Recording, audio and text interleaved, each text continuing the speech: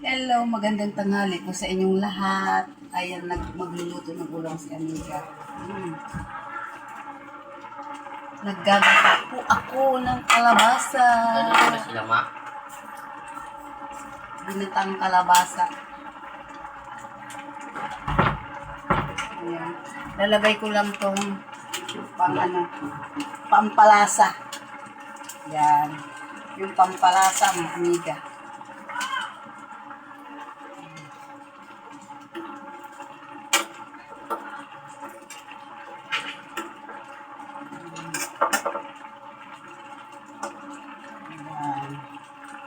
Tapos, lalagay ko tong hipon, mga Amiga. Hipon. Ayan.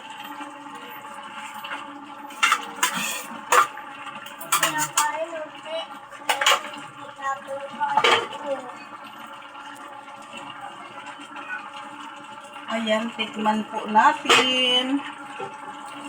Ayan. Kasi tinimplahan ko na ito kanina.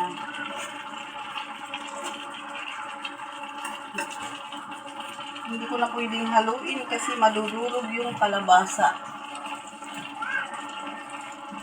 Ayan. Sarap. Wow. Sarap, mga Amiga. Ayan. Sitaw at kalabasa with hipon. Pinataang kalabasa, mga Amiga. Yan.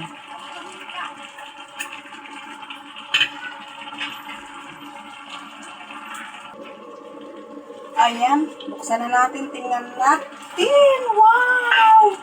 Ang bango, mga Amiga. Simple lang to. Ang ano ko nito ay sibuyas bawang lang. Tsaka yan. Linagay ko yung gata.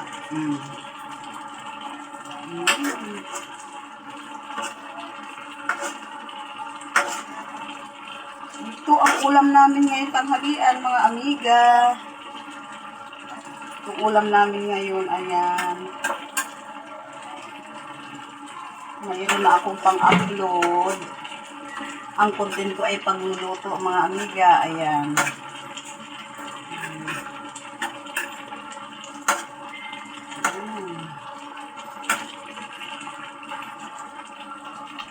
Ayan po, maraming salamat po sa panonood. Salamat po sa panonood. Simpleng video kong aking ulam na linulutong tanghalian.